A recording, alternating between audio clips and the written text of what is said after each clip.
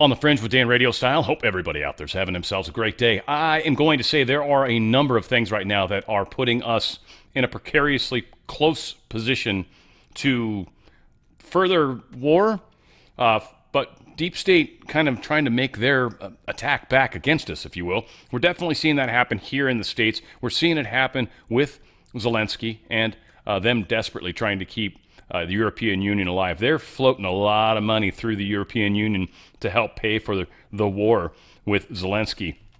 They need that money to continue to flow. We've also got things going on in Venezuela. We are sending down quite a lot of firepower, and Maduro is lining up millions of troops. Millions of troops. Our economy right now is about this close to something bad happening. If the Fed doesn't lower rates, which everybody's saying they're going to, and there's a strong chance they won't. If they do, there's a strong chance it's going to kill inflation or make inflation worse. We're in a very, very close to a precipitous moment. I've got a lot to cover. I certainly want you guys to make up your own minds on this, but man, we got a lot going on. It's crazy what's happening. Starting it off, Musk. Apparently, a Wall Street Journal story was floating around that said Musk is backing down on this America party. He wants to work on building ties with J.D. Vance and try to partner up with some other, individuals, trying to be a little more of a positive influence and less of a negative influence.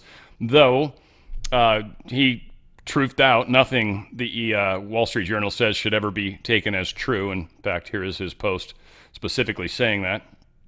So yes, nothing at Wall Street Journal says should ever be thought of as true. He doesn't deny it, but he doesn't agree with it. It's kind of an interesting thing that's going on. So whatever the case is, there's that piece of info. Hurricane Aaron is unleashing monster waves, shutting down beaches from Florida to New York. Not uncommon, certainly, when you get big waves or big storms. At least the storm is still tracking away from the country, which is huge. But obviously the outer bands are very, very close. Again, much better than the eye wall coming over land, much better than the actual clouds going directly over land. So again, we're looking like this is going to miss the country. And I still say that's a pretty big victory if you look at the big picture with a lot of things out there. The NOAA is issuing La Nina watch for the Northern Hemisphere. This is kind of weird. We've had a lot of La Ninas over the past 6 years. These aren't supposed to happen that often. Again, I'm not making any assumptions on what and why. I think there's just two binary terms, and I think climate is far more vast and complicated than just the two terms or the two ways people look at it. It's either all man-made from the standpoint of carbon, or it's all man-made from the standpoint of technology. Like hardly anyone can ever kind of get in that middle ground where there's probably a mixture of all the above happening. And magnetic fields changing and the sun doing things. Again, so many factors that come into climate. I think it's just overly simplified. All said, we're supposed to get a La Nina effect. What that does for the south and west, essentially, the lower portions, if you will, it causes dryness, causes less rain. It causes more drought.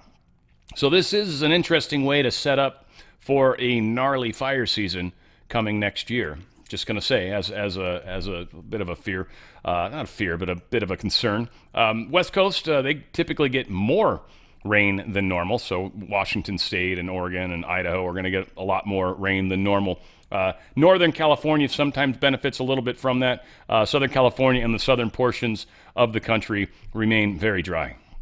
So this will be interesting to see, one, if that actually happens, which it might, and two, if it's is extreme and causes some of the problems that it could very well cause. I mean, again, fire seasons are something that are a concern for all of us nowadays, especially.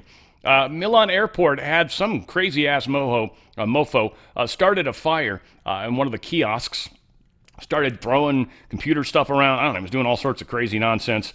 We don't know anything about the individual, and it's harder to make assessments in other countries. But it was a 28-year-old individual born in Mali. Again, so I don't know if they're always crazy or what. He got hit in the head with a fire extinguisher, and then he was basically wrestled to the ground by just regular people. But yeah, the dude was starting fires, and they don't have really, really good video of it, but happening nonetheless. Dem governor signs a bill giving financial aid to illegals. Anybody in Illinois should be pissed about this, by the way. literally giving taxpayer monies to people that aren't even legally supposed to be here. Again, there's components within that. If you're here on a student visa and stuff like that, well, you probably shouldn't need state funds. If you're here and you've got someone sponsoring you like regular immigration, you shouldn't need state funds. The sponsor takes care of that. So a lot of this is really messed up. We're seeing this all over the place. We're seeing it in states that don't have budgets to be able to afford this. And here they are doing more of it. That's bad.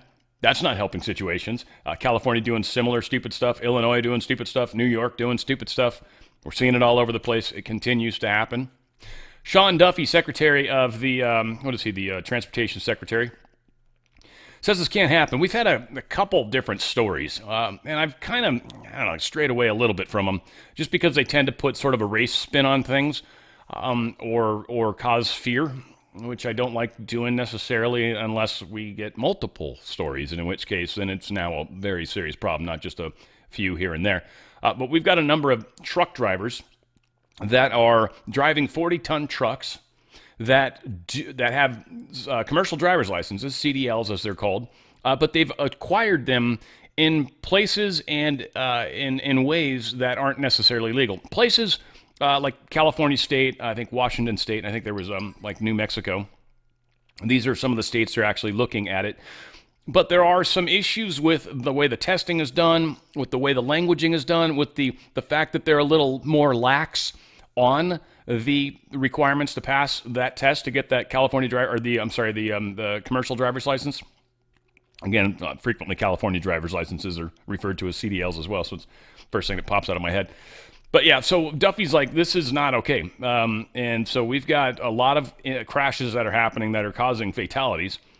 And what we're finding out, and this cannot happen again, at FMCSA is launching an investigation into both the driver and the White Hawk carrier, so the trucking company. And here's what we know.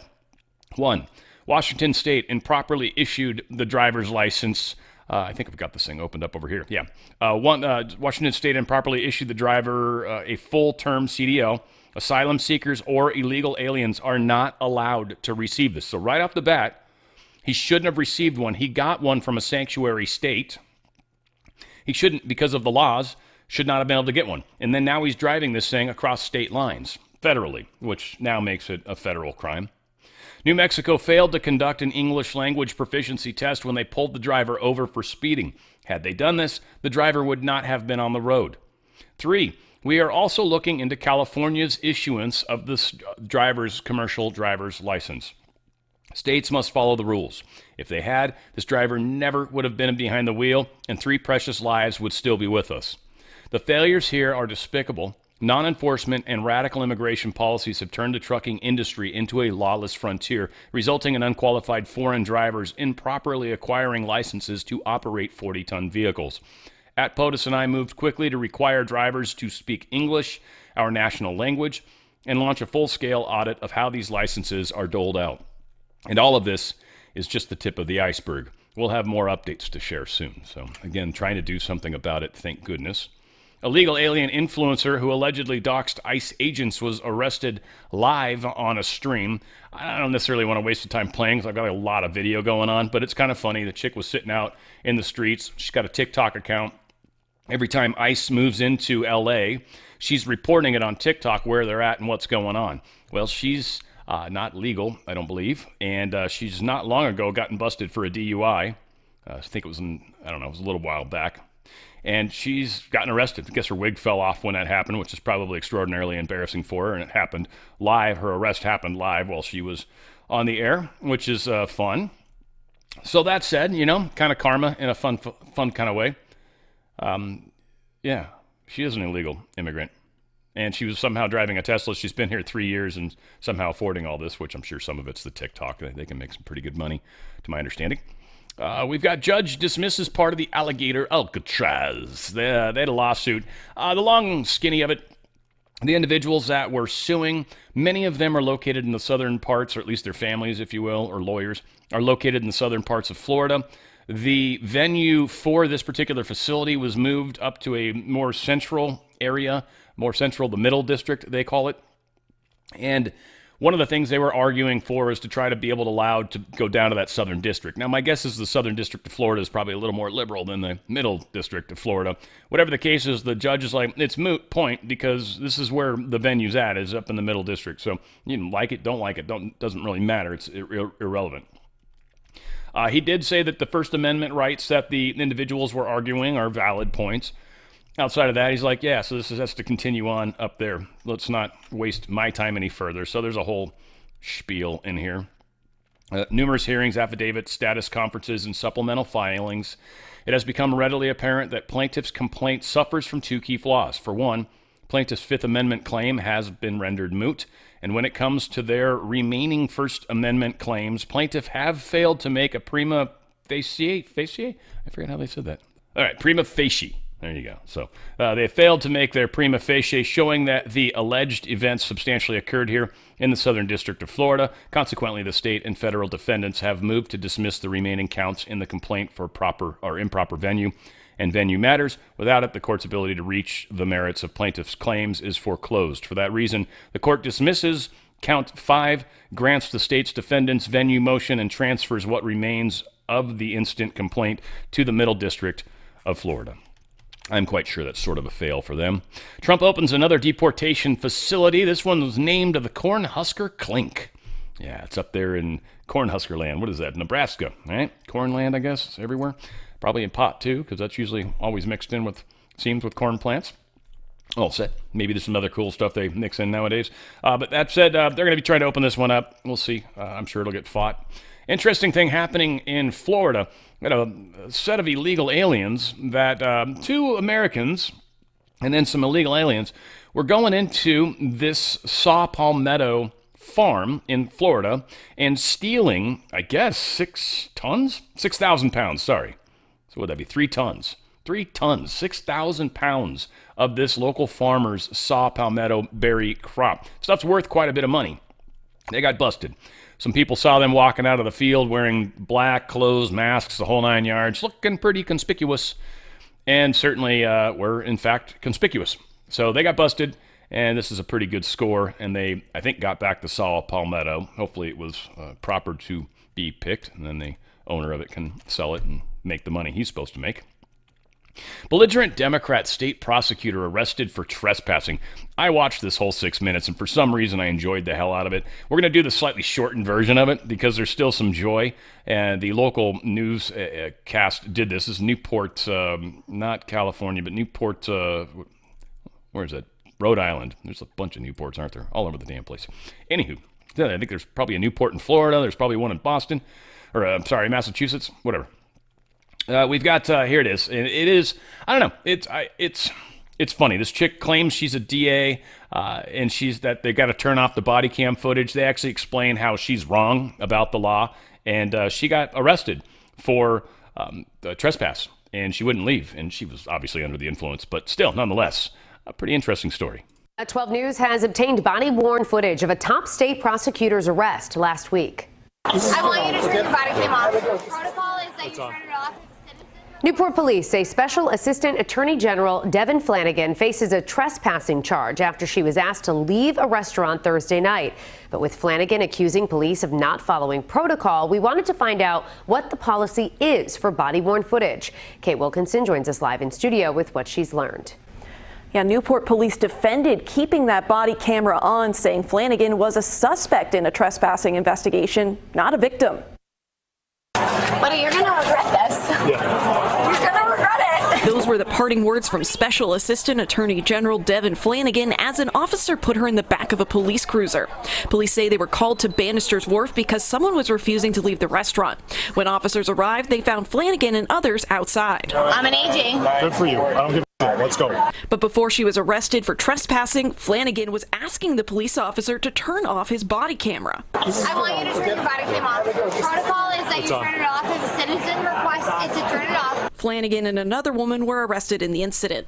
When 12 News asked Newport police what their body-worn camera protocol is, a spokesperson wrote, the individuals arrested were suspects in a trespass investigation, not victims or a witness. I also looked into the Newport police policy on their website. There it shows that the body camera can be turned off if a witness or victim requests it, if the situation is not confrontational, and if the victim agrees to cooperate. I'm an AG. I'm an AG. I'm an AG. The Attorney General's office says it's investigating the incident. We reached out to Flanagan for comment, but did not hear back. Live in the studio, Kate Wilkinson, 12 News. My favorite thing is when people are breaking the law and they insist that they're above the law. That's such a fun phrase that is so biting the Democrats all over the place. Before we get into some of the great Dem fail stuff, and we've got some good stuff going on in here, I want to remind you guys, of course, of Healthy Home. Heal Thy Home. Amazing products, and they will help you be healthier, feel better, just overall rejuvenation. I mean, it's just a big picture. Go to danradiostyle.healthyhome.com. That's danradiostyle.healthyhome.com. STEM Active is all about helping your stem cell count within your body. As we age, stem cells don't happen as frequently. This actually causes your body to produce more stem cells. Stem cells are your healing cells, cells that have to go around and repair stuff. They're the cells that can become other cells. No other cell in the body can do that except stem cells.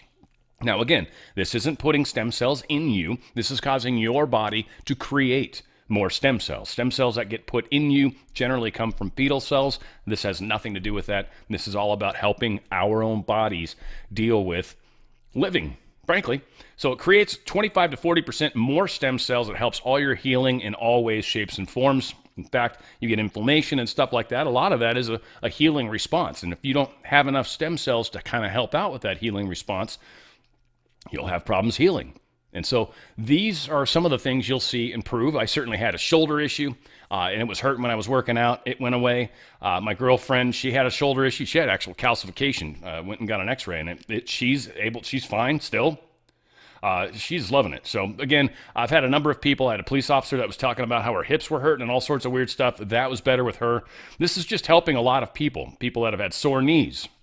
This is helping with knees, joints, all that kind of stuff. Also another product, if you've got issues with joints or sagging skin, sore muscles, hair, all that kind of stuff. Amaze is another one that you want to check into. It's a collagen, and it's done as a collagen peptide, which is the best way to do these delivery vehicles, right? This is the best way to bring it into the body. The peptide really helps make it absorbed easier. It's also a liquid, so it's absorbed very quickly. Girlfriend's raving about this. Her skin she looked about 6 years younger when she came back from the Philippines. The thing above her eye, totally healed, looks awesome. Her hair is amazing. She's not complaining about losing hair, and I'm honestly not finding her hair in my car like I used to. So yeah, that's all improved. So Amaze is very powerful when it comes to collagen, and she's doubling up on it. She's going hardcore, so I don't know if that's probably making a difference for sure. She's getting double the amount. She does it in the morning, does it in the afternoon, and she's definitely, it's working for her.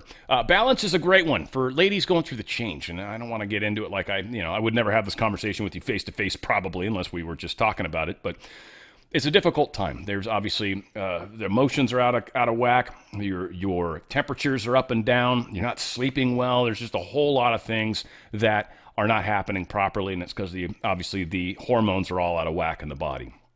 Transition as women go through this change, right? Well, balance isn't putting synthetic hormones in you. Again, not a good way to handle stuff. It causes your body to actually stop producing hormones even further. You don't want to do that. What this does is this has 14 potent plant-based ingredients that's actually helping your body deal with this. And I've actually had some feedback from this, thank God, and I'm hearing amazing results. Moods are definitely better. People's empathy and patience are increasing. Their relationships, I even heard from the other half, and he's like, dude, it's way better. Again, sometimes when we're just not feeling good ourselves, it's really hard to be nice and cordial to those around us. This is one of the things that's actually being enhanced, as well as a good night's sleep. And that's very, very underrated. Good night's sleep is the difference in health and not health, oftentimes. Balance is a transdermal lotion. You put a little bit on your wrist, you rub your wrists together, that's it. You use it as much and as often as you need to. People are finding that this jar, whatever it is, container, has it's lasting 2 to 3 months, depending on who you are. Now, if you need to use it more often, all right, so be it. But if not, it's actually a pretty good buy. It lasts quite a while. It's very good stuff, and people are raving about it. Prime's another good one. It's just instant energy. They're little packets. They're delicious, frankly, and they're instant energy. Within, minutes, a couple minutes, you are already feeling the effects of this. And you don't notice it when it kicks in, but you just have energy. You're just noticing there's a little more pep to your step. You've got a little more energy when you're walking on the treadmill. You're like, wow, I was actually doing a faster speed than I normally do. It's surprising. It's a nitric oxide booster. It expands your blood vessels. It allows more to flow through, which is more energy, more oxygen, more energy. It's fantastic. And they've got a stem active for your pets. It's about half the price of what we pay for humans. The same effect, though. Your pets need healing, too, and as they age, their stem cell creation is limited. It's a great way to help your pets through any of their healing problems, especially if they're having any sort of surgeries or stuff like that. It's definitely a good way to help make sure that they've got that enhanced healing ability. Go to danradiostyle.healthyhome.com. That's danradiostyle.healthyhome.com or danradiostyle.healthyhome.com. Great products. Thinking health is how you manifest health. And manifesting health is what this product is helping you do. It's going to majorly make a difference in your health, and I think you're going to be stoked when you start taking it. So please enjoy that one. That one's a lot of fun. I love it. I mean, I've got my stem active right here. I got my prime over here. It's all right here. I got my collagen, which I'm kind of I'm testing, so I'm on a pause for the collagen, which I actually feel like I'm going to start that soon because I'm bummed. I'm missing it. I got hair issues. My hair's thinning and stuff, so I gotta kind of help that any way I can as well. Mayor Adams' longtime confidant, Ingrid Lewis Martin. Fresh corruption charges. They're going after her harder. They're going after Eric Adams still. Obviously, they want Mom Donnie, big time the deep state. I don't know who's pulling puppet strings above everybody, but it's still going on big time. We're still seeing it play out. They hate Adams. Again, he's created some of this mess, but that's the only way he could get elected, I guess. It's one of the things I was kind of thinking about with this. Whatever the case is, they're going after her even further. Longtime advisor, longtime friend. And, I guess what they would say if we were doing this is they're going after her because she's black. They're obviously racist or something. House Republicans probe California high-speed rail project.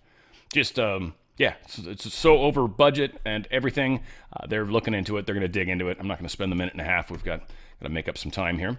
Eric Doherty posted this, and this is just more bad news for Gavin Newsom. Do we want this guy as the country's president? Very doubtful. Breaking news and another stunning embarrassment for Gavin Newsom. The chairman of Bed Bath & Beyond announces they will not open any retail stores in California. We're taking a stand because it's time for common sense. The reckoning. High taxes, high fees, forced unsustainable wages. California has created one of the most overregulated, expensive, and risky environments for business in America. The chairman said, we will have stores in almost every other state. Stores. Why can't I read? We'll have stores in almost every other state. Rumor has it Gavin Newsom's team is currently plugging this press release into ChatGPT and asking for a Trump imitation response as a coping mechanism. That's pretty funny. I like that little last spot that she threw in there. Newsom's faulty fact check on fatal truck accident also falls flat. He tried to make it sound like this individual got in during Trump's initial, when Trump was president the first time. That was the claim that Gavin Newsom and his people were making. But the verdict is actually false. The driver who entered illegally obtained a work permit after being denied by Trump. California Governor Gavin Newsom is at it again, of course, this time trying to deflect blame for his state granting commercial driver's license to this individual who allegedly killed 3 other drivers on August 12th. So again, not looking good for them. This whole Texas Democrat thing is is tripping me out, but it's kind of funny also. So Texas Democrat rep locks herself in the courthouse, or in her house, in the House chamber, after refusing a police escort. So they had to sign this thing that basically said, look, you're going to have the police escort with you, right? If you want to leave and you're one of the people that fled, you've actually got to be escorted by a Department of Public Safety trooper because we need to ensure that you come back. because we don't trust you to come back on your own, because there's a vote happening today, Wednesday, for that redistricting. And wherever you stand on that's wherever you stand on it. She was trying to make a big damn deal about, oh, no, I'm trapped here. No, you're not, prisoner. You chose to do this. You chose to do this. In fact, a bunch of you did. And we'll get there in a second. Texas Democrats protest GOP surveillance amid shooting threats. So there was a threat, apparently, of shooting politicians. I would assume they're threatening the Democrats. I don't know. I haven't seen the actual threat. I doubt it. It's true, but they might have used that as a means of trying to keep them safe, right? Who knows? Several Texas Democrats joined Rep. Collier, though, or Collier, however you say it. A whole bunch of them did. A whole bunch of them. So they're all like, oh, we're trapped. We can't get out. No. You just need to have somebody with you. And so, again, they're trying to play drama and trying to play politics. It's the typical move from the left. Try to be all dramatic about things and flair, and usually that gets people kind of worried, right? And that's kind of the name-calling tactic, right? You make a big deal about it, but what's funny is they're like the boy who cried wolf. They do it so much, they do it for everything, that it doesn't work anymore. The level of its effectiveness is degrading so quickly, especially at this point. It's just going almost vertical down. It's not working. So again, they can play all this play they want, but it's not happening. Texas Democrats changed their strategy on redistricting after returning to the state capitol. Now they're trying to put some stupid amendment in there that basically says when the Epstein files are released by Pam Bondi, then the district will either then we'll vote on it or then it actually will go into effect. So they're trying to put this amendment in there. I can't imagine they've got enough people to be able to add that amendment and pass it. So I doubt that'll happen. But this is their new tactic that they're going to go as a means of trying to force the Epstein files. Now think about that for a second. Them trying to use the Democrat plot in Texas as a means to force the release of the documents that, quote, Pam Bondi has, because the Democrats know, well, the deep state knows, that there's fake information in those Epstein files. If they had that info before Trump became president, it would have come out. We also all know that Comey's daughter was fired from the Southern District. She'd been the one involved in Diddy's case, been the one involved in Epstein's case, been the one involved in a number of questionable cases. So anything that might come out, like the love letter that they floated at one point for the birthday, anything that might come out is going to be probably manufactured, most likely by her team. I don't know if it was her or whatever. But there is this weird push to release, isn't there? Why? I think we can answer. I mean, it's speculating on exactly what it is, but most likely because there's crap in those Epstein files that Trump knows is in there and it knows it's not real. Even Barr said he didn't remember seeing anything that tied Trump to anything. There's zero evidence. And we all know they would have annihilated Trump given the opportunity. New Mexico's 7-day period for gun purchase is unconstitutional, judge rules. Same thing just got shot down in California, except it was 30 days for us. And ours got shot down. So did this one, 7-day. I guess Florida's got a 3-day cool down period. Odds are that's not legal either. I don't know if you guys are fighting that one, but eventually. D.C. police were losing manpower for years before this whole home rule thing started. So this has been happening. I think it peaked around 23, they were saying. But they had been rapidly losing people from the department for a while. So they've not only been understaffed, not only have they been having issues with safety, but then they went so far, and they're investigating it further, but we understand that they were actually modifying and downplaying or downgrading people's charges, or even in some cases, while they were being charged, downgrading their charges so their numbers could look better. Essentially, fraud. Yeah. So that's what's kind of going on here. And they've, like I said, they've been losing because of this whole defund the police. Washington, D.C. had it painted after the Black Lives Matter stuff, right? They had that whole Black Lives Plaza and defund the police, and that was all their stuff. Well, here you go. Defunded police, and now Trump has, he took over. And, of course, they're still bitching about it, and they're going to forever bitch about it, but they don't have any leg to stand on. Here's Stephen Miller talking about all these geriatric, 90-year-old, crazy hippie white girls, or white people, that are complaining about this. I love the fact that he's doing it this way. One, think about it from this standpoint. right? Every time anything happens, and especially in D.C., right, it's always racist, right? It's always racist. So what he's doing is he's actually pointing out the fact that predominantly black people live in Washington, D.C. area, and it's mostly white people that are coming to protest. People that don't live there. For too long, 99% of this city has been terrorized by 1% of this city. And the voices that you hear out there, those crazy communists, they have no roots, they have no connections to the city, they have no families they're raising in this city, they have no one that they're sending to school in this city, they have no jobs in this city, they have no connections to this community at all.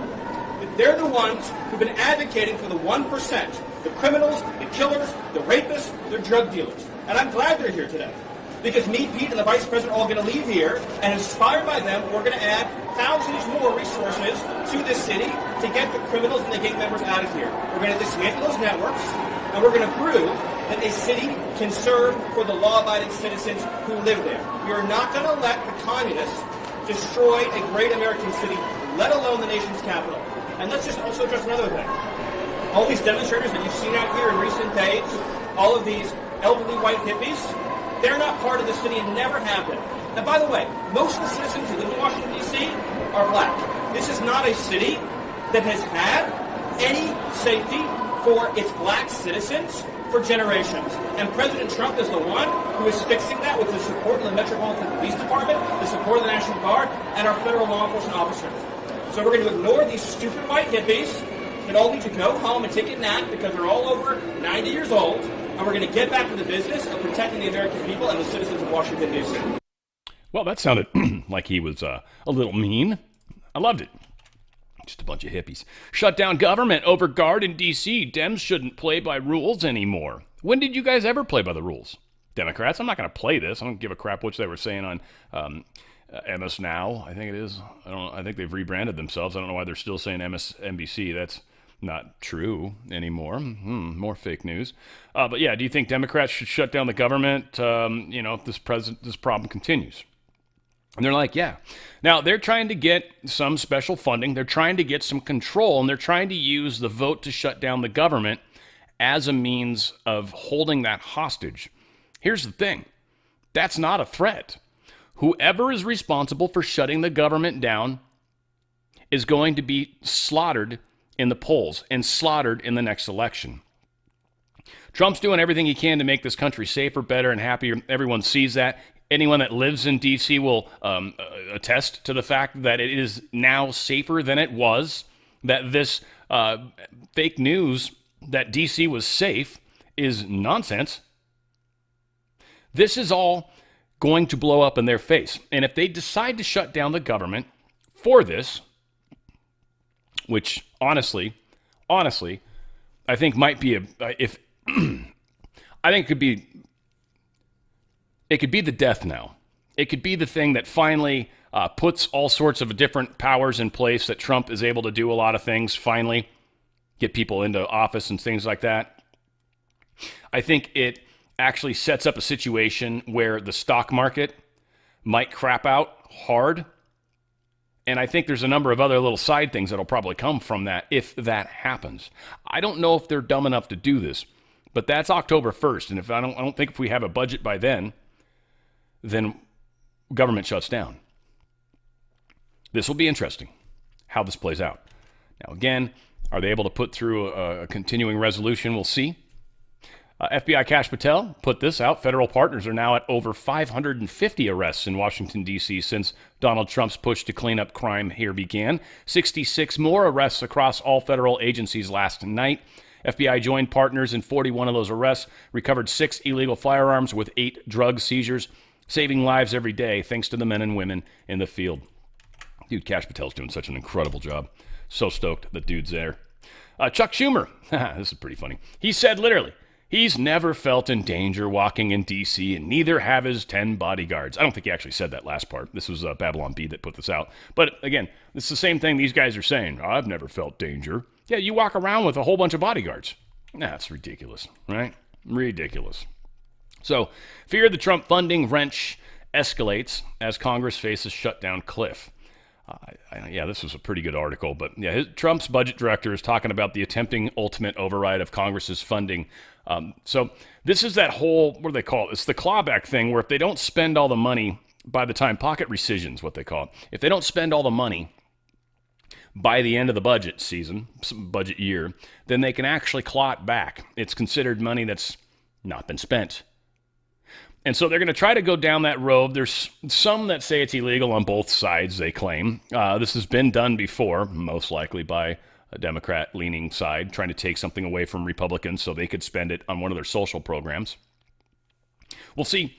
But that would be another thing that if the government shuts down, might be very easy for Trump to do these rescissions without any effort. In fact, they might be able to put through all sorts of stuff. So we'll see how things continue to play out. We've got a van explodes outside of the Atlanta airport. Well, burns. I don't think it, I don't know, kind of exploded. Just sort of burst into flames, sort of explosion, not like a boom. I don't know if this company is DSH. I tried to look it up, and it just kept showing all this other crap, and I was like, I don't know enough about the company. I can't read it very well, so whatever the hell. But there was some chaos outside. It just caused traffic problems. It didn't stop any flights or anything crazy. I found this crazy video, and this just tripped me out. This is a veterinarian clinic, and it's sad when you think about it. There was probably animals inside this thing, probably. What happened, apparently, is there was an accident that broke a gas main, and it caused the veterinary clinic to fill up with gas. And when it filled up with gas, well, it blowed up big time. Check this out. Holy shit. Oh my God.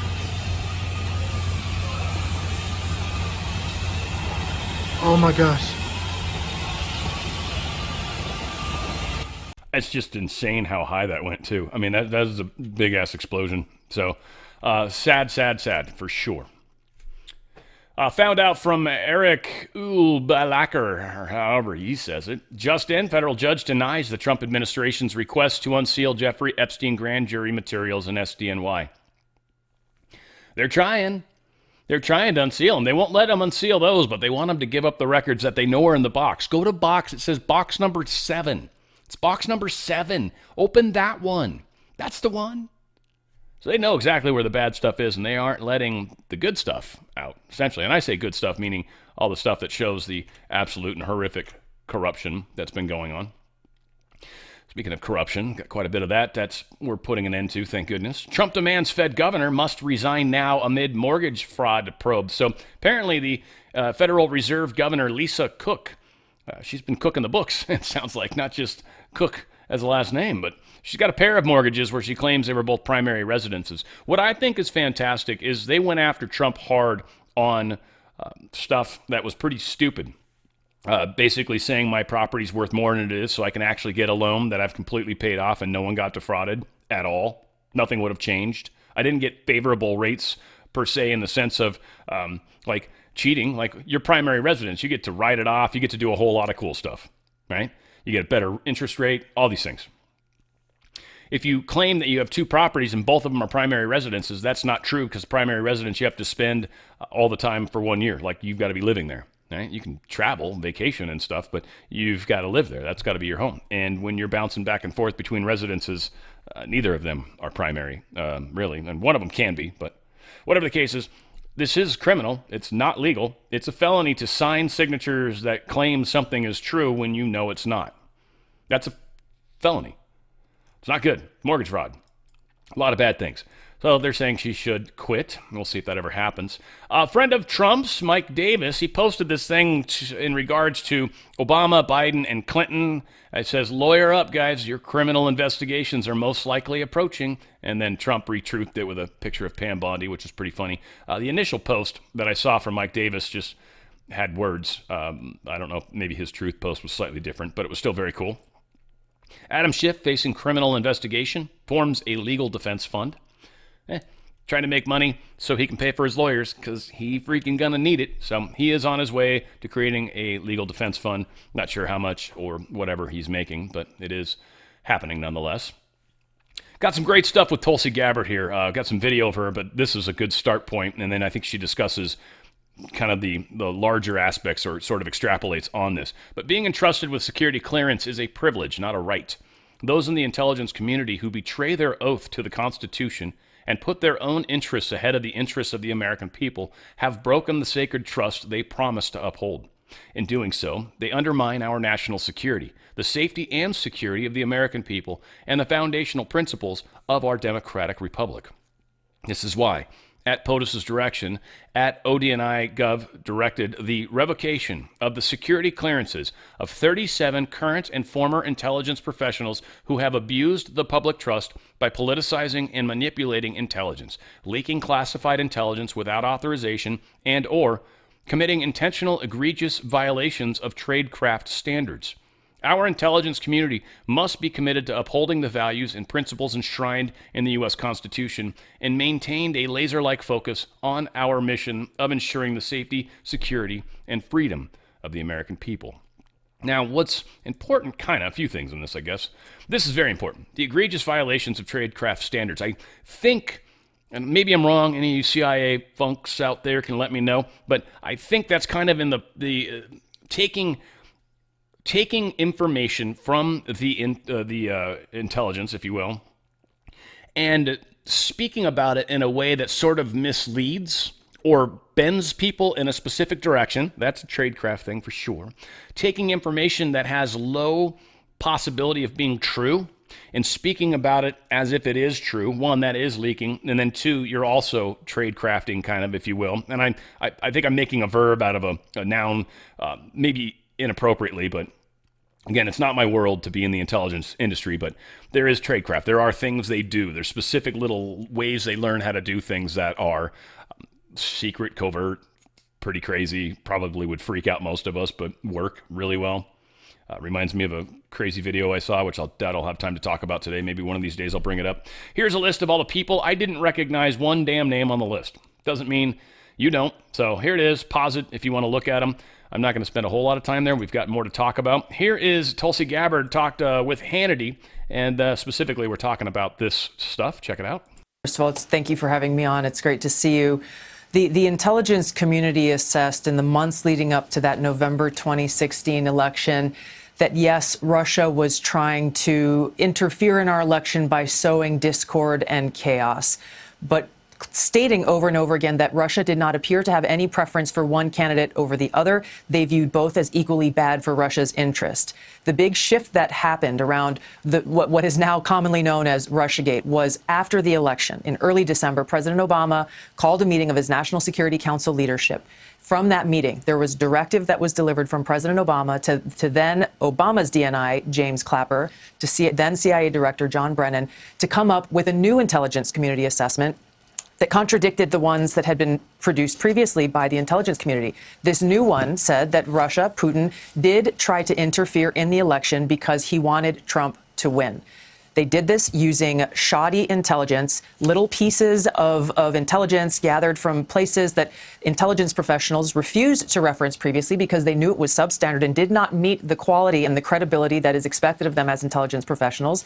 And they used the Steele dossier, knowing John Brennan knew, James Clapper knew, others within the intelligence community knew that the Steele dossier was a political manufactured document intended to be weaponized against then candidate Donald Trump. Well, Donald Trump won the election. The American people voted for Donald Trump in 2016. So these intelligence leaders, and John Brennan and James Clapper and James Comey, then director of the FBI, then used this Steele dossier as a source for this Obama-directed new intelligence assessment, again, stating and alleging that Putin, Russia, tried to help Trump win the election.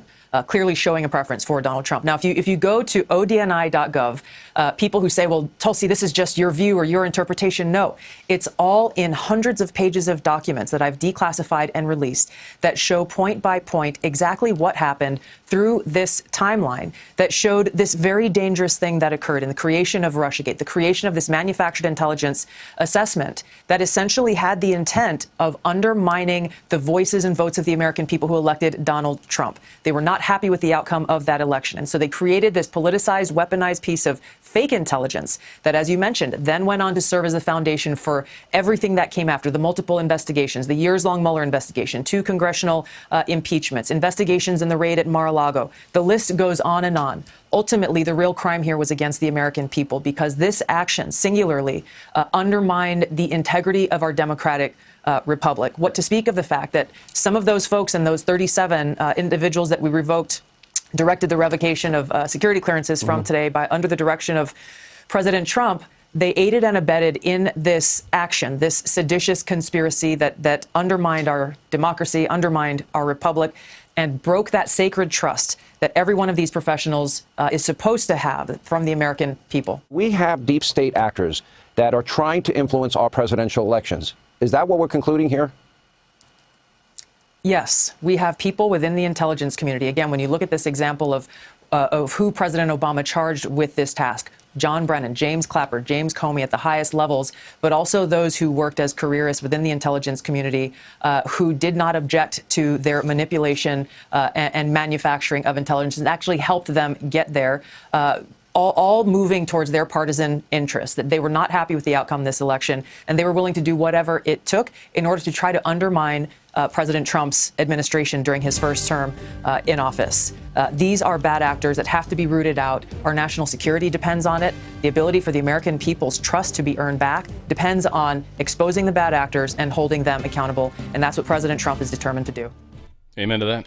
Amen to that. Ed Martin confirms that he has been working with Tulsi Gabbard and promises to the people involved in this grand conspiracy will be held accountable. So let's hear this. I hope people have tracked. Are you confident with what you're able to get access to and assess that you're going to be able to very thoroughly make your prosecutorial judgments?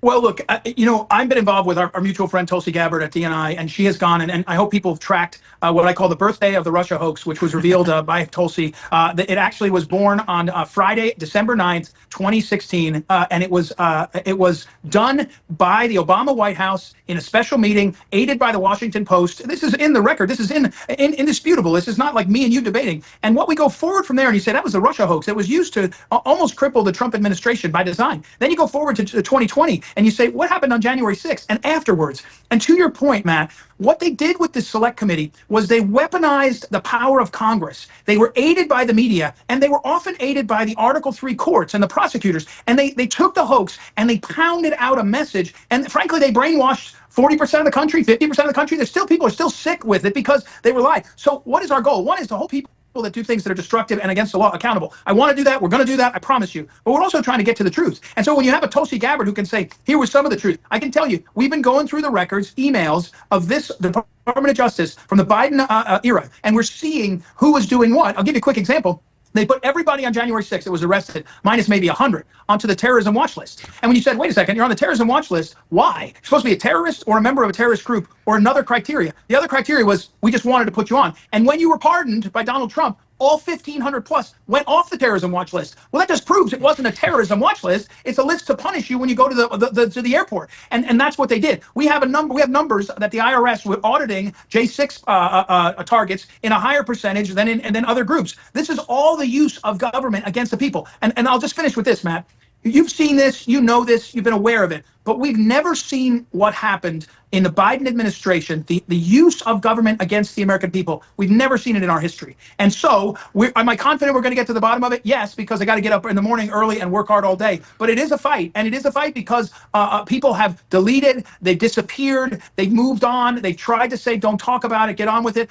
President Trump has said, we're going to get to the bottom of it. I'm also involved in the 2020 election and the 2016 election to get to the bottom of what happened. We're going to have grand juries, we're going to pull people in, and the one thing I'll say over and over again, Matt, it won't surprise you. It's the same people that were at the Russia hoax birthday party. It's the same people overlapping over and over again. And what Rudy Giuliani said once, and he knows better than anybody in our American history, when you put these people together and they're always working together, that's called an enterprise. That's called a criminal enterprise. And you're in territory where everybody's held accountable for the whole of it. And that's what we're seeing. Yeah. And again, this is huge. what we're going through. This is one of the chicks that got let go. I don't know if you recognize her. I'm not going to play the video because I don't really care, but this is one of them. I didn't recognize her, but apparently some of these people are some of the people that are like on CNN, MSNBC, stuff like that. Probably why I don't know any of their names, because I don't watch any of those shows. Environmental Protection Agency Lee Zeldin, Trump shared this. This is pretty good stuff because he's fighting a lot of the slush fund money that they've been finding, money that was going to all sorts of crazy stuff. He gives us some great examples. Many in the media want to say that there's no evidence of any waste or abuse. And then every time I provide more evidence of waste and abuse, they dig even deeper in saying there's no evidence of waste and abuse. I just want to give you an example of a couple of updates. We're digging Power Forward Communities. This is an NGO that you just referenced, tied to Stacey Abrams. This entity received $100 in 2023. The Biden EPA gave them $2 billion in 2024, put in their grant agreement a requirement that they needed to complete training called How to Develop a Budget within 90 days. Right. So the Biden EPA said they didn't know how to develop a budget, and yet in that window, they were able to start spending down the balance, even though the Biden EPA figured that they needed more training. So this is Biden EPA reviewers. Quote, the salary structure for top officers seems high for a nonprofit, or rather high enough that it merits some explanation. I'm wondering if this could be a problem with public perception. Many of the costs are just presented, but with little or no explanation as to why they are reasonable. They're paying their CEO $800,000, or COO $450,000, 22 people receiving over $150,000. And there's all different kinds of complaints, concerns expressed by Biden EPA officials saying, quote, executive salaries appear excessive. Another added that, quote, senior management salaries are seemingly high without justification.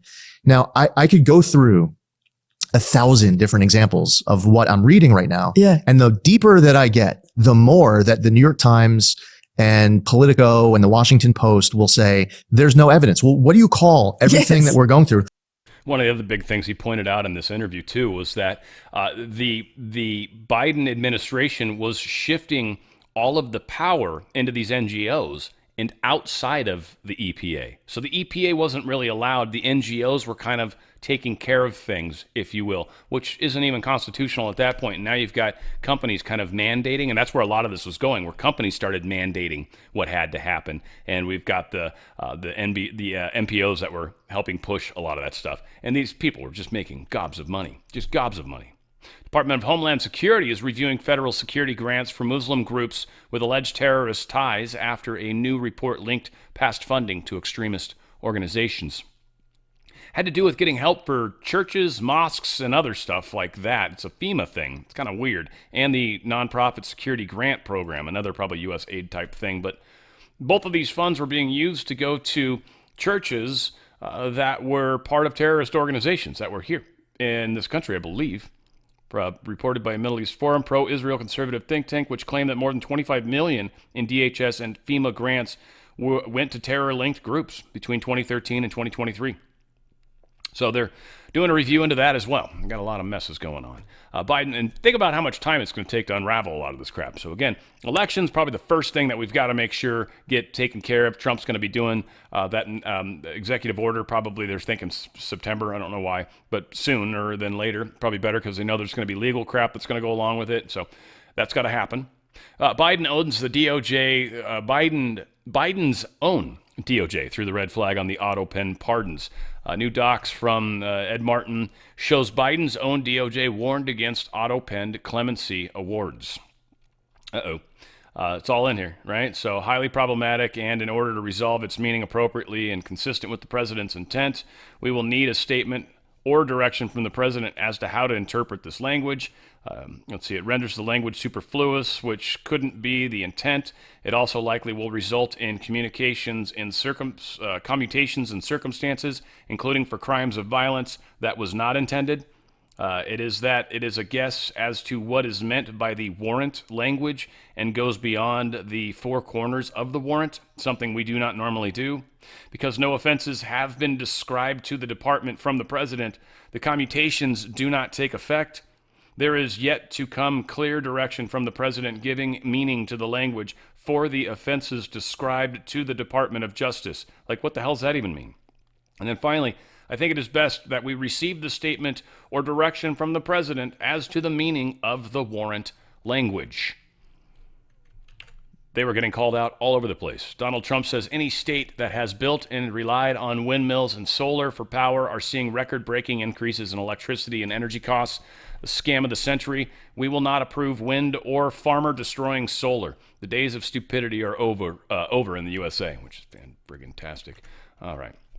So 3 missile destroyers heading down to Venezuela to combat narco-terrorists. 3 missile destroyers. These are Aegis cruisers. These have all sorts of missiles and abilities. Certainly got these cannons on them. They can actually do some damage to other stuff. We also got a submarine out there, which I'm sure has plenty of cruise missiles as well. We are sending a great deal of firepower close to Venezuela, supposedly to help with the drug trade. Now, a lot of that's probably working its way into Cuba, by the way, and but this is supposed to be stopping the fentanyl flow in China. I don't know. I'm kind of curious about that, frankly. And maybe it's because some of the stuff going into Mexico then floats out through the Gulf. I don't know. But and the reason I guess I'm confused is because this is Venezuela. And Venezuela is not on that side of the coast. Venezuela's in the Gulf area. So, and I'll show you a map here in a second. I had to look it up. So I was like, where is Venezuela on the Pacific coast? I was like, no, it's not. So we have some weird stuff going on there. Again, I think some of this has to do with Maduro and him and being part of this whole communist regime that exists sort of from a global standpoint. And a lot of weird stuff supposedly comes through Cuba. Cuba supposedly runs Venezuela. There's a lot of weird stuff happening that shouldn't be. So we're sending 4,000 sailors, too. We're sending quite a bit of firepower down there. Craziness. Maduro is going to mobilize militia members in response to U.S. destroyers on Venezuela coast. I would have played this, but my girl Tiffany doesn't talk for more than like 20 seconds, and I don't get to stare at her beautiful curly hair. She's got some curls in her hair now. It's gorgeous. Tiffany, you look wonderful. Anyway, Maduro deploying 4.5 million armed militia members. 4.5 are being deployed all over the place because of what we're doing. Talk about a dangerous country, right? That's not good. So for those of you guys that are wondering where the hell is Venezuela, Venezuela is right here in the little northern part above Brazil. It is way over here in the Gulf area, right? Atlantic, probably technically. Cuba is obviously right here, and then you got Jamaica, Haiti, all this stuff. So a lot of weird stuff probably happens through here. Now, whether or not Venezuela is trying to ship it up to Mexico, don't know. But over in this whole area, this is where we've got 3 of these ships, and they're probably working independent of each other, and then probably a submarine that's cruising back and forth. I'm sure they're dropping sonobuoys. They got a P-8 Poseidon working with them as well. So they're going to be They're trying to find these really low observable ships that they just stock full of drugs, and they run them, sail them. I guess is technically what they're doing in the water, and they're crazy. And in some cases, I think some of these are even remote to a degree. Whatever the case is, they're going to find those. This is becoming a pretty interesting war, so we got to be on the lookout for that escalating. And again, they're making noise about what's going on in Mexico. I think Trump's working with Scheinbaum. I don't think there's no way we're flying our own craft over that country without their permission, because that's a declaration of war. Basically, you can't do that. You can't just spy on your neighbor. And what are you going to do? Shoot it down? I mean. So I don't know what's going on, but it'll make more sense, I think, here in the near future. Army kickstarts plan for a huge artillery ammo factory in Iowa. What trips me out about this, I guess, and like I said, this all kind of plays into the same kind of thinking process in my mind, right? This sounds like long-scale war footing. Like, how long are we going to continue to fight? What is going on? I mean, I get we need to be able to make more munitions. I get it, to stockpile and get them up, but you're going to literally build a factory in a new location, and the goal is to be able to produce 100,000 of these things per month. And yeah, these are going to be fired out of a number of our systems. This is how long is it going to take to spin up a new factory? This is MSN Group North America who's doing it. How long is it going to take you to spin one of those up? And then how long does it take to get lines going? And then how long does it actually take to get production happening? I get people there working. How far into the future are we planning on continuing to kill people? feel like we should be having more peace than we are. It's not as much peace as I'd like to see, frankly, my opinion. MyPillow is awesome, and Mike Lindell did not meet with me today. He has traveling, something crazy going on in his world. We'll be meeting with him next Wednesday, which actually kind of works out better for me in the big picture. So all sorts of good stuff. Because of that, we're still getting to maintain the free shipping. Take advantage of it, and I found out about the digital coupons. I don't know what's in them. I just found out they don't come in the box, which means they come by email, which means they're so buried in my email, there's no way in hell I'll ever find them. So one thing I'm going to say is if you get over $100, you're going to get a bunch of really, really sweet digital gifts. That will be emailed to you. Be on the lookout for emails from MyPillow once you do that, because you will want to find that email. Mike Lindell is not shy in sending emails, so I get a lot. And I don't think there's a chance in heck I would ever find those digital coupons. I might try one day, just because I'm still kind of curious what the heck they are. Whatever. Free shipping. Lots of cool stuff. These slippers you got to take advantage of. They're $39.98. They're never going to be that inexpensive ever. We got employee pricing on the MyPillow, so please check those out. And that's the original MyPillow. It's just the box edge, as they call it. And it's an awesome pillow. You're getting employee pricing. It's $20. It's $20 for an awesome, best pillow you've ever used. It's what made me fall in love with the company. Closeout sale on the Percale sheets, any size, any color, $29.88. This is something you definitely want to jump on if you need sheets. Got kids and stuff like that, especially kids that maybe wet the bed and whatever, and you need to have a few extra sets. This is a great deal to take advantage of. $29.88 free shipping. Did I mention the free shipping? Yeah, awesomeness, right? Again, the regular pillow is, this is, I think the knife's edge is what they call this one, $17.98. I don't honestly know why this one's $2 more at employee pricing. Maybe it's because it's like, I don't know. It's not the one I have. It's probably super awesome. I love the fill on these two pillows. That's my favorite thing about them. So yeah, whatever it is, it's friggin' awesome. Also, best towels you're ever going to use, hands down. They got kitchen towels they're doing as low as $9.99. They've got the bath towels that are incredible. And they've also got the beach towels, 50% off. They've got really cool patterns. They're very big. They're like full size. Like if I held it up, like I'm 6 foot tall, it would be above me. They're giant towels. They're really, really awesome. Rev 7, take advantage of the free 3-pack that all you got to do is pay shipping. I don't know if that actually still happens when you get free shipping. Whatever, it's like $2-3. It's awesome. They're delicious, amazing amount of energy. You'll be surprised, and the flavors are just, it's overwhelming almost at first, because you're kind of I don't know, I wasn't expecting it to be as flavorful as it is. Like I looked at the ingredients first thing and I'm like, there's nothing in this. And I taste it and I'm like, okay, how'd you do that? Like, all right. The energy is phenomenal too. And it will not mess up your ketosis. There's 0 sugar. It's got 10 milligrams of salt. I forget the name of the chemical, HBB or HAA or whatever, something weird. And it's what your body has. Like when you go into the gym and you haven't eaten and you start working out, your body's got to create energy. Otherwise, you just die, right? It does it through the chemical process of basically burning fat and other stuff. And it creates this synthetic energy. That's what's actually in it, is that normal synthetic energy. And so, well, it's not, it's synthesized energy. It's not synthetic. That makes it sound like it's fake. It's made inside your own body, so it's obviously real in that in regards. Whatever. Really good stuff. Check it out. Dog beds, $39.98 they start with. And again, this is only for people that love their dogs. If you don't love your dog, don't get them a really nice pillow that they're going to be stoked about. Don't do that. But if you care about your dog, you should definitely make sure you've got at least one of these. I feel like you should have one in each room, frankly, but I know it's sometimes a lot to ask. Also, 50% off the My Coffee. It's free shipping right now. If you're just someone that doesn't really care about the coffee you get, just like, I just like a cup of coffee. I don't really care. This is actually really good from that standpoint. If you're like totally crazy connoisseur, it's kind of like cheap. I don't know. It's kind of like generic coffee. It's good though. It's very good. I remember drinking it when I went to his last symposium. I was drinking it black, which I don't normally do, but I was freezing, and it was good. It was delicious. I enjoyed it. I drank it the whole day.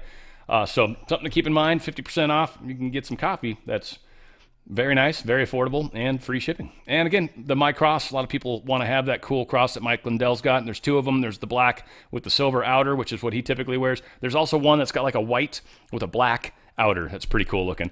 Save 50% on that, sterling silver, men and women's. Go to mypillow.com/OTF. That's mypillow.com/OTF. And if you want to just order straight, they've got a phone number in here. It's 1-800-544-8939. That's 1-800-544-8939. That's way if you just want to just call in and do whatever you want to do. They're there to help you do that as well. And that should give me credit, but if they ask, of course, tell them OTF sent you. That's how we do this. It's mypillow.com/OTF. Right on. All right, Russia stuff. We got a little bit of Scott Bessent coming up here in a sec. I know I'm running a little long, but it's not too shabby today. considering. Zelensky says Ukraine's constitution makes it impossible for him to cede land, yet he suspended the constitution so he could stay in power. I mean, there's that, just in case anyone was curious. Carolyn Leavitt's pretty pissed off at everybody kind of giving Trump a hard time for the way this Russia stuff's working out. He's doing a bang-up job, and I think most of us agree.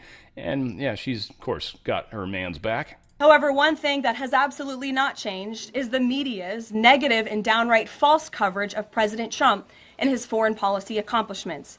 From the beginning of this entire process, much of the left-wing media has been actively rooting against the President of the United States in the pursuit of peace.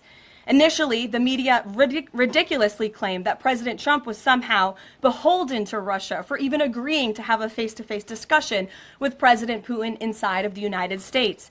The media said President Trump was making a grave mistake by, quote, legitimizing Putin. They were aghast that President Trump would treat another world leader like a world leader.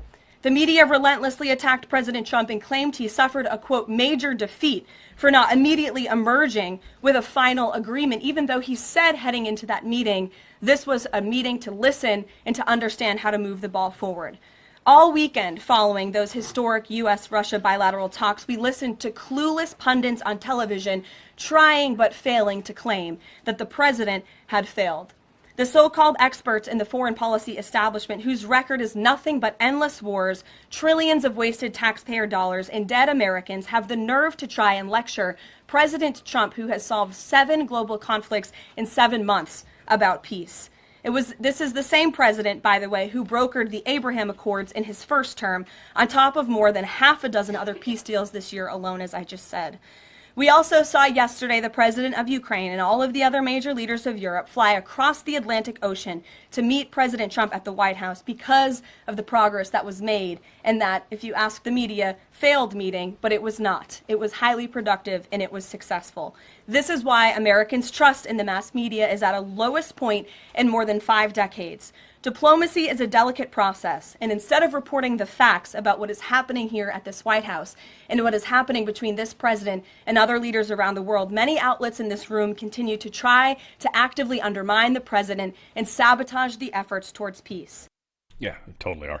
Every way they possibly can. Because again, Europe falls. Europe falls. I don't know if European Union can survive if the war doesn't continue. And it's not that they're going to get invaded. It's that their whole basis for stealing money and trying to flow money and for reasons they really shouldn't be, when they should be worried about their own people. And the fact that there's no wars, now all of a sudden we're not going to have all these issues with immigrants coming from all over the place, at least for the reasons they tell us, war-torn areas. Well, what if there's no war? What if we're able to actually go into some of these places and clean them up? Then people don't need to leave. Then we could spend some money and maybe help get water and things like that, right? Be able to help build the world and make the world a better place. Certainly Africa needs some help. Poland investigating after alleged unidentified Shahid drone explodes in NATO territory. So I think this is one of the Iranian drones. Supposedly just blows up in the ground out in the middle of a field. Didn't hurt anybody. Supposedly broke some windows. But this, to me, kind of feels kind of like an attempt at this false flag thing, right? They're trying to make it sound like one of Russia's attacks ended up in another country. It's entirely possible that maybe it did. I would assume Russia might have some controls on their things that if for some reason it does end up going someplace it shouldn't, that they can deactivate it. Whatever the case is, they're not rogue. They're, I think, controlled or programmed beforehand. So it just very much seems, and Poland typically is one of the places that seems to want to do this. And they're a mix. They've got this, they're like us kind of. They got this group of real patriots that want to make the country better. And then they've got this group of patriots that are totally brainwashed, and they've got a lot of corruption in their government, much like ourselves. So they're constantly trying to push this third world war. Poland is just, obviously, for anyone that's paid attention to history, it's been this funny little place where a lot of bad things have typically happened. I don't know why they just love to stomp all over Poland, but I don't know why Poland just puts up with it either, for that matter. But they do get a little feisty from time to time for good reason. We also heard that some planes were, I think I've got this story. They launched some aircraft to try to, yeah, here it is. Putin launches a massive aerial assault near NATO territory despite Trump talks. They're going to keep fighting like that. 2 German warplanes were scrambled overnight from Romania, I guess. That's interesting.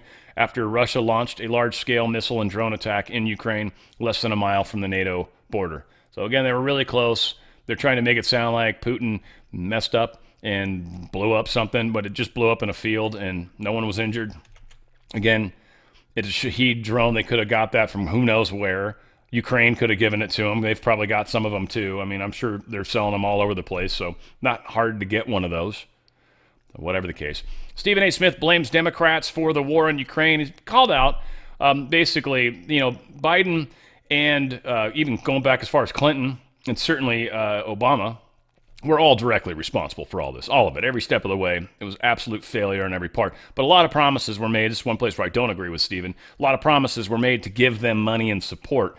But the thing was, it was made in a bad way. It was made for bad things. It was made, and then a lot of stupid decisions were made that put us on the hook. Like, that's not cool. And I get where he's at. Like, we should own this mistake, but we're literally trying to take it back from the deep state. And then we've got people like you that are sort of playing the fence. I mean, I like this guy a lot, but he's still left-leaning. And so, again, we're trying to kind of get this country fixed, get our economy fixed. What's been happening, what decisions the left has been doing is just asinine, craziness, destroying this country, and certainly destroying any chances of peace. Scott Bessent, this is a really good piece of work. Why was I able to watch? I guess I couldn't watch it. I hate when you guys do. I dislike when you guys do that. Whatever the case is, I thought I could watch it. Maybe I can expand it once I get playing. But Bessent's talking about trade deals. He's talking about the war. He's talking about a whole lot of cool stuff. And I just think it's good to hear from their mouths what's actually going on versus Axios and stupid shit like that. Putin immunity from war crimes prosecution if the talks are held there. Given what you saw yesterday, are you hopeful that this meeting will take place, Putin and Zelensky and perhaps President Trump? Well, Laura, it goes all the way back to Friday in Alaska because President Trump had a great meeting with President Putin. My take was he had President Putin on his heels for most of the event after the flyover. And then yesterday, fantastic meeting with Zelensky, then with the Europeans, and then back in the Oval, he had a call with President Putin, and I'm very optimistic they'll be able to have a bilateral meeting. Were you there when this call with Putin took place? I was. Anything you'd like to share with us about the tone, at least the tone of it? Look, it was very late in Moscow. President Putin was open to meeting with President Zelensky, and as you know, President Trump's very persuasive. They had just met, and as I said, I'm optimistic. Was Putin up waiting for the call? Did you get the sense? Well, the president gave him the option. I could call you, send a message, and Putin said, well, I'll be up for 15 more minutes, or you could call tomorrow. And I think Putin wanted the call that night. So that shows he was eager to hear what the president had to say.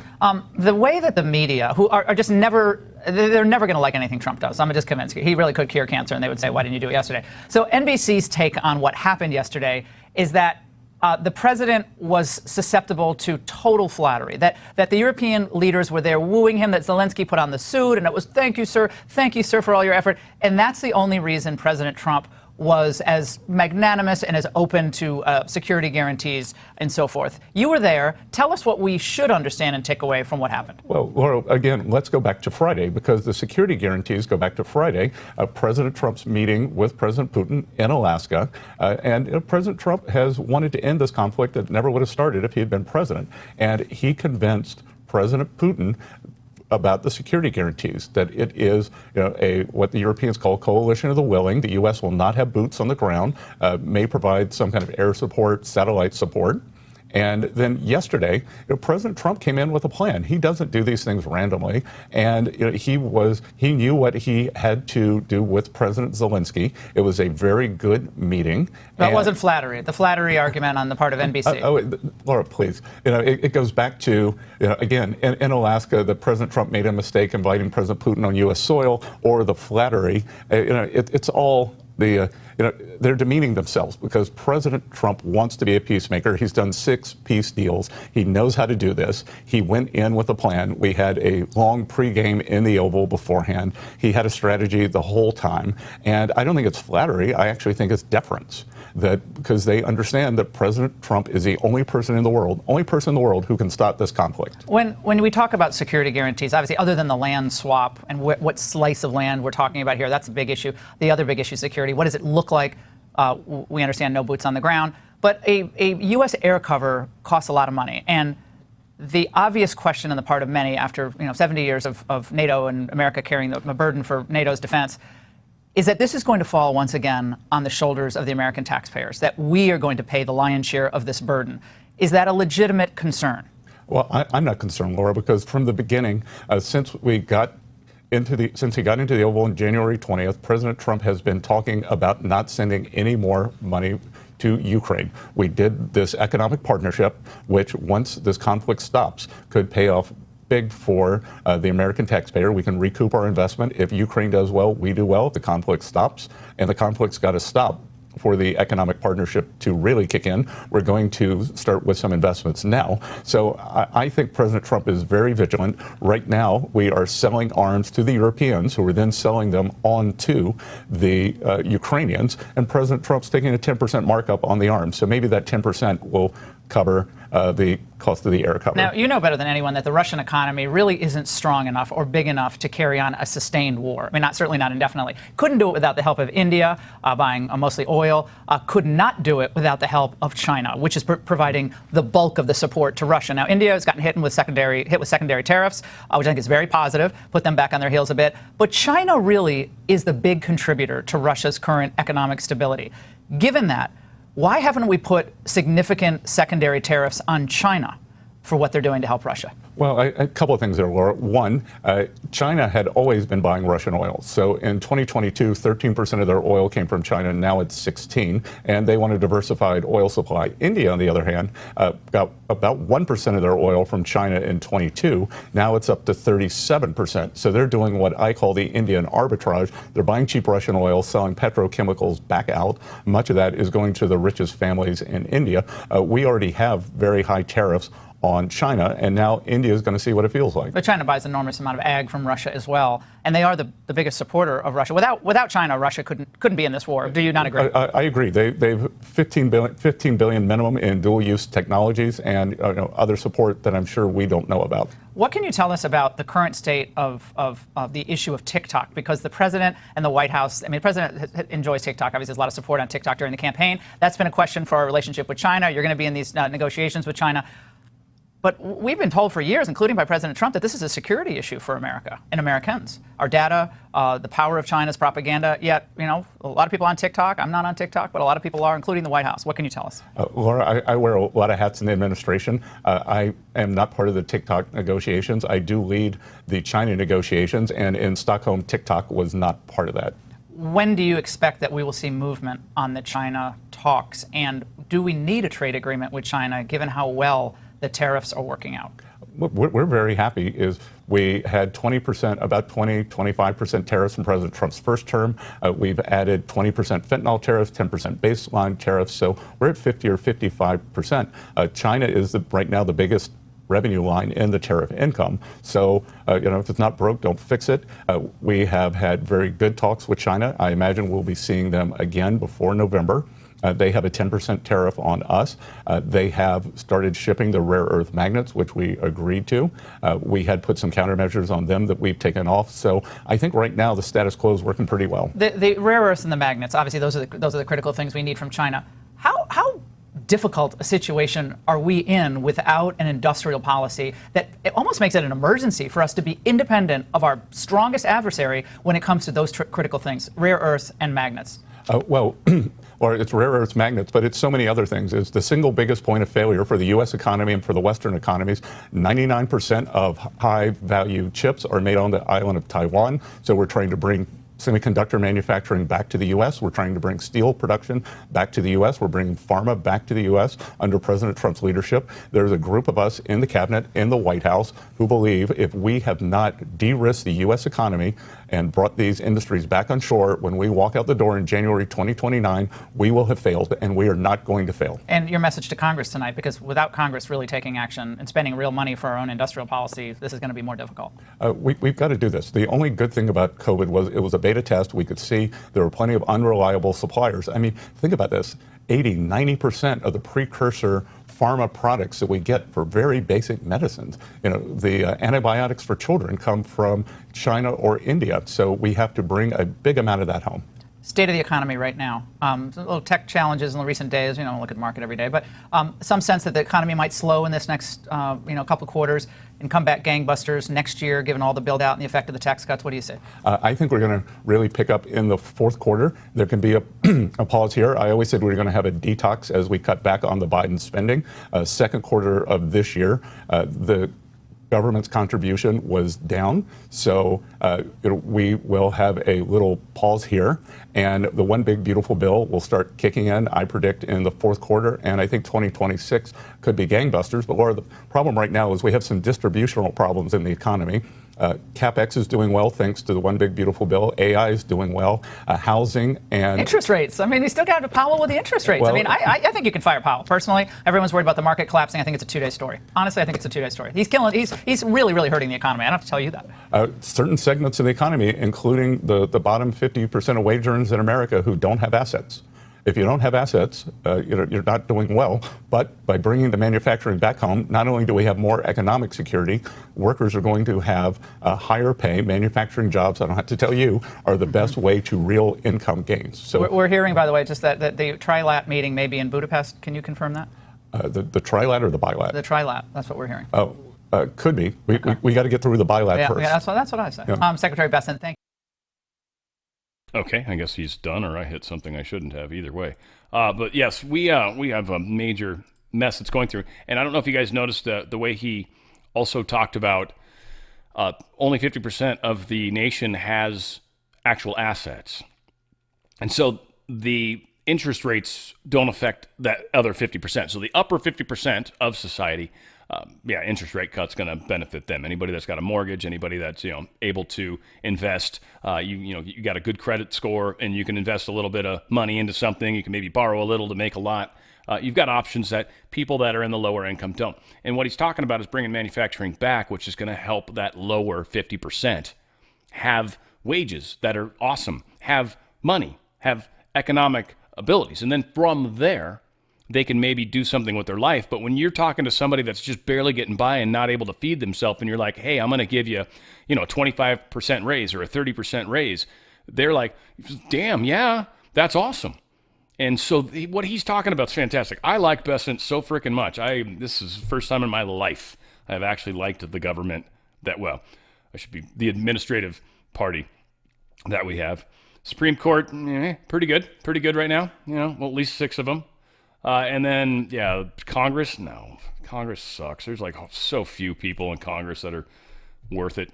Russia's ready to upgrade level of direct talks with Kiev. We'll see if it happens. There's a lot of talk. They're going to continue to fight each other. I think Zelensky's getting his ass handed to him, and he's got to figure out how to move forward one way or the other. And if he's going to try to go with Europe in this war idea, they're going to get destroyed.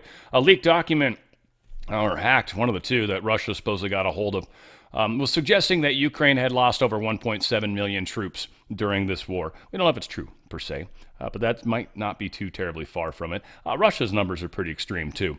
Russia's lost over 1 million, and probably even more than 2, I would assume. I think Russia's lost more troops in this whole thing. Being a defender gives you an advantage. Being an offender makes it tougher, but yeah, a lot of crazy stuff going on. Power generation just needs to start getting a lot bigger in this country, especially if we're going to win the AI war. Everybody's talking about how AI is going to use an insane amount of power.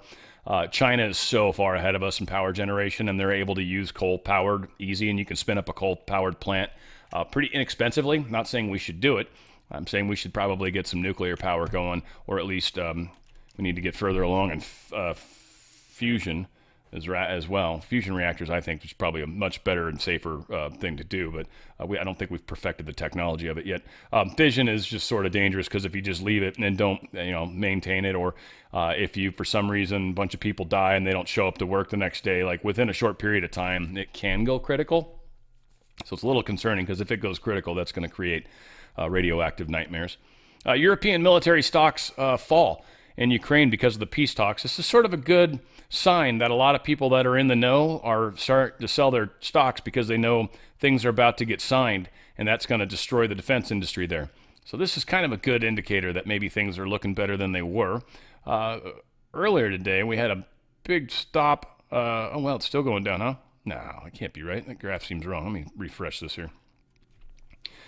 Yeah, so NASDAQ started hard down early, and then it's been trying to make gains for the rest of the day, and catch back up. Dow, I think, Dow's been all over the damn place, and S&P went down hard at first too. And again, it's interesting because a lot of people look at the number at the end of the day and before it starts, but I've been watching it a lot lately, and it's very interesting kind of how it'll take a hard hit early, and then it starts to rebound. Maybe it's always been like that. I've just never paid that close attention, but it is funny how they're desperately trying to get back the losses that they did, but it does look like some money moved. If you've got a 401k or an IRA, if you're part of that 50% that owns assets, which stocks would be considered part of as well, I would just consider diversifying into precious metals. My good friends at Goldco can help you do it quickly, and they've got the best customer service I've ever dealt with. They'll give you up to 10% free silver. They'll do it tax-free and penalty-free. It's actual physical metals. They're put in a trust. If it's put in your hands, then that's considered like cashing out, so you get jacked if that happens, so you don't want to consider doing that until later. Also, if you want to buy precious metals and you've got some cash, this is also a great way to do it. Again, cash, what you're doing is buying whatever that cash can buy right now. You're essentially locking that value in. And so whatever you can buy with that $5,000 right now, and you buy gold, probably better if you're just going to hold the value, you're going to get, 1 full ounce and then some other gold with it or something, or maybe you'll do some gold and silver. But what'll happen is as we go 5 years down the road, that gold coin and those silver coins that you got when you took that $5,000 probably inflated to $8,000-9,000 to buy the same thing, right? You're going to need a lot more money to buy the same thing. But that same little gold and silver will actually hold value, and you'll be able to buy that same thing with it. That's what it does. It protects you.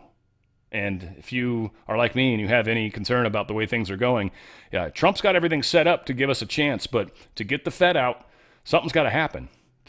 Nobody's going to accept getting rid of the Fed unless we're able to blame them for something, right?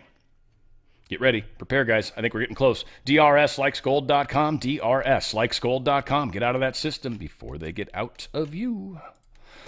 We've got, that's some good stuff, but that's too long. This one, I'm definitely long on this thing.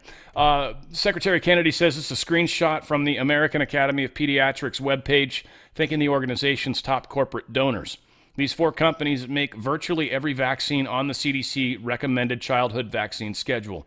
AAP is angry that CDC has eliminated corporate influence in decisions over vaccine recommendations and returned CDC to gold standard science and evidence-based medicine laser-focused on children's health. AAP today released its own list of corporate-friendly vaccine recommendations. The Trump administration believes in free speech, and AAP has a right to make its case to the American people. But AAP should follow the lead of HHS and disclose conflicts of interest, including its corporate entanglement of those in its journal Pediatrics, so that Americans may ask whether the AAP's recommendations reflect public health interest or are perhaps just a pay-to-play scheme to promote commercial ambitions of AAP's big pharma benefactors. AAP should also be candid with doctors and hospitals that recommendations that diverge from the CDC's official list are not shielded from liability under the 1986 Vaccine Injury Act.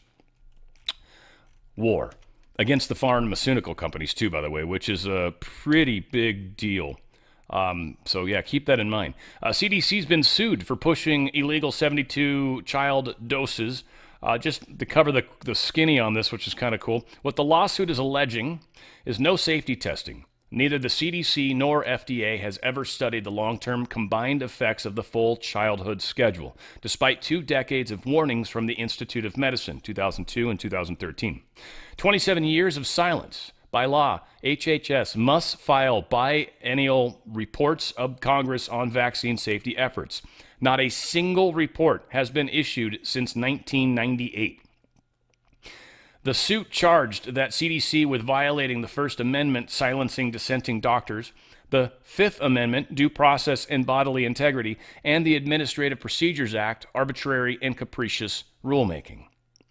Now, what the plaintiff is seeking: reclassify all childhood vaccines to Category B, shifting to shared decision-making, which would make medical exemptions far easier to obtain, Require rigorous safety studies comparing fully vaccinated versus unvaccinated children before any return to a mandate schedule. End retaliation against doctors, protecting physicians who issue exemptions based on individualized medical judgment. We'll see how this lawsuit goes. Hopefully it goes well. Dr. Thomas had his license removed. He's one of the people doing this, and Dr. Stoller lost his license for granting exemptions to these vaccines, especially to people that he felt had a very good reason to do it. So good on them, and hopefully they can get that passed. Malfunctioning insulin pumps recalled. I don't know if any of you guys out there use them. That's the main reason I'm bringing it up. Recalled product, the T-Slim X2 insulin pump. It's being withdrawn to address a potential speaker-related issue that can trigger an error resulting in the discontinuation of insulin delivery. So, yeah, if you're using one of those ones, I think you wear it and get it connected to your phone. If it's the T-Slim X2 insulin pump, you might want to check on that. There's a malfunction alarm. The error, which appears as malfunction 16, will stop the insulin delivery. So if you're seeing that one specifically, the malfunction 16, you might want to talk to a doctor or something. We have intelligence that Macron's Palestinian statehood remarks embolden Hamas to keep its hostages. What we got going on in Israel is this big push right now to justify Israel and what they're doing and trying to justify kicking everyone out of Gaza. I don't know why Trump is necessarily supporting that. Again, right, wrong, and different. The whole thing, and Gaza was given to him too, which was stupid. So anyway, there's a lot of weirdness going on. It seems like there's a lot of justification for furthering war, and I don't think that's necessarily a good idea. Hamas has been stealing aid. It's pretty well documented at this point, even though they keep trying to blame Israel. It's Hamas stealing it. And Egyptians basically have said, we're not going to accept any of the Gaza refugees because then that would end the Palestinian cause, and they frankly don't want that to happen. So Egypt is not on board with helping Israel with their problems, is essentially what's going on here. And, it is what it is. Hamas agrees to a ceasefire hostage release deal with Israel. I think they're getting about half of the remaining hostages, supposedly 20 of whom are still alive. We'll see. They want a temporary 60-day truce. These things have never really gone well, ever in the past, never once. We'll see what happens, but they're supposedly agreeing to it. Israel considering military recruitment inside the USA as a soldier shortage persists. Yeah, they've been getting beat up in this war badly, and they're going to be hitting up the Jewish communities here in America and France first, since I guess this is the largest grouping of Jewish people. So there you go. If you're somebody that wants to be a part of that, so be it. Supposedly Greenland's glacial runoff is powering explosions in the ocean. All sorts of plankton, phytoplanktons and whatnot are forming or growing. And that's good for whales, and it's good for the ecosystem. It's good for all the different predators. So that's very interesting that some of this runoff is actually benefiting us to a degree as well. And Earth has always gone through warming and cooling cycles. Historically, they've had ice ages multiple times. We've seen that in core samples. We've also seen that supposedly the poles have shifted before too. We seem reasonably due to experience one of those. NASA's Webb telescope finds a new tiny moon around Uranus. Yeah, it's actually true, though. It's small. It's like 6 miles across, they're saying, roughly. And Voyager 2 couldn't see it because of that reason. And apparently this new moon, still nameless at this point, though the 28 other moons are named after Shakespearean characters and whatnot, and Alexander Pope, I guess. 29 moons now around Uranus. I think it's supposed to be pronounced differently, or if someone was trying to say that recently, I still think that's funny. Philanthropic organizations commit $37 million to keep public media station afloat. This is the public media, the PBS and the NPR stuff, right? So, great. In my opinion, it's like, cool, thank you, because taxpayers shouldn't be paying for this for sure. You guys can continue that stupid rag. I mean, that's theoretically how it should work. You should be able to afford to continue on. It's interesting they need $37 million to do that. I don't know if that's for 1 year or what, but whatever. That's cool. They got a nice donation. They're technically public, so I think that's a 501(c) or whatever it is, right? So it should work from that standpoint. The White House is on TikTok. For all of you that are like, Dan, that probably pisses you off, huh? And I'm like, nah, not really. I don't really care, frankly. I mean, I have a TikTok account. I was posting shorts, and I got booted. So many of my videos they hate me. That's what I learned. So I hate TikTok. I don't like TikTok. Nah, F it. I don't even watch stuff on it. But the White House is on there. Makes sense because TikTok is controlled by China. They really try to push stuff that hurts America. I'm expecting the White House is doing this as a means of pressure to China because it's like, look, we're on there, man. And if you censor our stuff, yeah, we're going to have a problem. So I think this is kind of a test because everything that's going to be on here that they're going to put up is going to be stuff that would be censored. All of it. For sure. Yeah, especially if they do some testers in there where they maybe even say anything remotely critical of China, because that's usually how you get banned. And I think the final story is right here. This is just a trip to me. Individual makes the longest free breath holder, free dive holder, whatever they call it, when they hold their breath and you go underwater and like just sit there and hold on to something, I guess. Down there, 29 minutes. 29 minutes he held his breath. 29 minutes. Holy crap. You do a lot of breathing work to do this, but ultimately what happens is and this puts him at the level of a SEAL, they say. But essentially what he did is he did just breathing straight oxygen for about 10 minutes. And apparently what that did is it so heavily oxygenates the blood that your body doesn't need as much of it, so you can actually kind of hold your breath because your body, and it's just, I think, getting past the normal feeling of breathing, but your body doesn't need it as much, especially if you can keep yourself still and not use any energy at all, borderline sleep. Yeah, it's pretty impressive. So, yeah, whatever the case is, I thought that was pretty fantastic. All said, everything that's happening in this world right now is freaking fantastic. Crazy. We're close to some weird stuff happening, obviously with Maduro and Venezuela. I definitely keep tabs on that. Certainly going to help with the drug trade. Obviously, this Russia-Ukraine thing's freaking out the deep state majorly. The election stuff is going to be a big damn deal, and the fact that we're literally taking down all the corruption that exists currently in the government the way we are, it takes time, but it is definitely happening. As some say, what the wheels of justice grind slowly, but they grind, what, finally or something like that? Like they when they grind, they grind. So, all said, we've got much happening. Looking forward to seeing you guys Thursday. Law of One, we're doing sessions 41 and 42. Those are actually pretty cool ones today that were that I recorded them yesterday, but I'm going to be editing them today. Also, we've got the music show coming up. Really, it's funny. The whole show was like, since I'm already so long anyways, might as well just make it longer. But the show was actually started by a song. I heard it in Starbucks, and it's called Arrow by The Head and the Heart. Many of you may not know it, and you can go look it up if you want, and you'll hear it, and that's what inspired the whole show. What was funny is I started like following a bunch of stuff that was kind of in a playlist by them, and I was kind of, I found like one other song that's actually surprisingly cool, and then I was like, I'm not finding music. I found a couple songs I actually knew that were groovy, and so it had a vibe going to it, kind of this cool sort of, I don't know, like softer rock, late 80s, early 90s-ish, around there.